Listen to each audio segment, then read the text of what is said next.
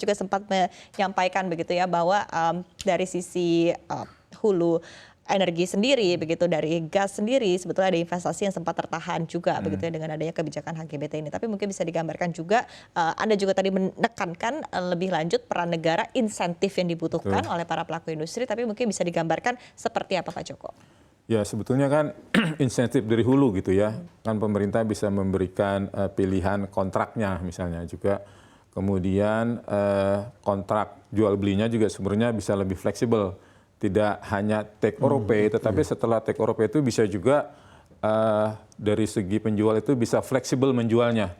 Anda ambil, nggak bisa ambil, Anda bayar, nggak bisa bayar, saya punya hak untuk menjual ke konsumen lain, karena konsumen kan banyak, apalagi sekarang industri petrokimia itu sangat membutuhkan gas ya, dengan harga yang tentunya harga yang masuk sesuai dengan keekonomian ya, dan karena industri petrokimia itu selain Bapak tadi kaca gitu ya, di Jawa, di Kalimantan Timur dan sebagainya itu, di Papua itu juga akan dibangun industri pupuk dan petrokimia yang membutuhkan gas tentunya dengan harga yang bisa terjangkau sehingga industri ini bisa dibangun, karena petrokimia adalah industri yang masuk ke dalam 7 kategori menerima harga gas bumi tertentu. Di samping itu juga industri LPG misalnya, sudah ada 24 produsen LPG di Indonesia, ini sekarang tinggal 9. Karena harga gasnya tidak ekonomis untuk dia memproduksi LPG misalnya. Jadi karena LPG kita masih impor kan, nah sehingga kehadiran negara di sini adalah misalnya memberikan, karena negara di hulu ya, saya bicara hulu dulu, itu tidak keluar uang loh. Yang keluar uang adalah kontraktor. Nah kalau dia pakai kontrak PSC cost recovery, setelah dapat revenue, baru nanti negara dapat sedikit kalau di Pertambangan itu royalti, kalau di oil and gas itu FTP, First Time Petroleum. Nah setelah itu baru untuk membayar cost recovery dulu dari revenue itu. Nah baru itu kita ada bagi hasil gitu ya, equity to be split. Kalau nggak ada ya udah semua untuk cost recovery. Jadi negara tidak keluar uang. Nah kalau pakai kontrak gross split lebih mudah lagi, udah langsung revenue-nya dibagi negara dan kontraktor, semua biaya ditanggung kontraktor. Jadi di hulu itu sebetulnya negara nggak keluar uang di awal gitu ya, hanya memberikan insentif. Nah kalau splitnya katakan dengan harga kemampuan konsumen sekian dolar, ini nggak ekonomis, maka bagian negaranya bisa dikurangi bahkan sampai 0 begitu ya, agar supaya ini ekonomis untuk dikembangkan. Apalagi misalnya kalau ini belum ada, karena di hulu itu pajak paling tinggi Pak, 44%. Nah bisa nggak nih Kementerian Keuangan, negara, pemerintah mengurangi pajak di hulu? Misalnya kayak di negara lain, contoh kita bisa studi berbagai negara yang tidak 44%, katakan 30%, 25% kan ada tuh. Rata-rata negara berapa sebetulnya Bapak? Ya sekitar 25 sampai 30, kita masih 44%. Gitu ya. Nah ini bisa nggak? Kalau emang bisa, memang dari segi penerimaan pajak berkurang, tetapi industri ini akan berkembang Pak. Di hulunya akan investasi masuk, midstreamnya berkembang, hilirnya juga akan tumbuh. Nah sekarang tinggal bagaimana studi nih, kan ada di Kementerian Keuangan tuh ada kebijakan fiskal, Badan Kebijakan BKF, itu dia bisa studi itu. Oke, kita berkurang sekian penerimaannya, tetapi nanti investasi di hulu berkembang, di midstream berkembang, di industri, di petrokimia dan sebagainya itu juga tumbuh, ada investasi masuk. Nah ini perlu, kalau mau terus ya ini berjalan gitu, semuanya jalan gitu ya, mau nggak mau negara memang harus hadir di sana. Dan berkorban lebih lagi ya tadi dari sisi pendapatan negara. Betul ya, tanpa mengurangi keuntungan dari hulu, midstream dan downstream. Gitu. Oke baik, kemudian saya akan ke Pak Justinus begitu. Tadi kita sepakat Bapak begitu ya bahwa semua industri ini harus bisa maju bersama-sama, tidak hanya dari industri manufaktur hilir saja, tapi juga tentu seperti apa dari sisi energi juga begitu ya, utamanya dari sisi hulu, midstream dan juga hilir energi begitu, seperti yang disampaikan oleh Pak Joko dan juga Pak Ali. Nah mungkin dari kacamata para pelaku usaha begitu, tadi Anda juga sudah mendengarkan perspektif semuanya begitu ya, apa yang mungkin bisa dilakukan dari para pelaku usaha sendiri di industri hilir, sudah mendapatkan dukungan juga dari pemerintah dengan adanya kebijakan HGBT begitu, seperti apa komitmennya juga untuk terus membangun dari sisi energi begitu ya, at least membantu begitu, ataupun juga bisa melihat secara umum gambarannya dan mengerti posisi dari sisi energi sendiri seperti apa Pak Justinus. Terima kasih Pak Joko juga Pak Ali atas pengamatan dan juga dukungannya.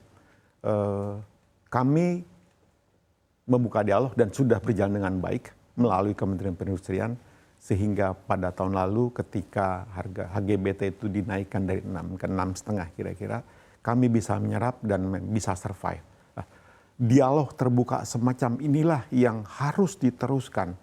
Ini modal dasar lintas sektoral yang menurut kami amat sangat baik dan sangat perlu dilanjutkan.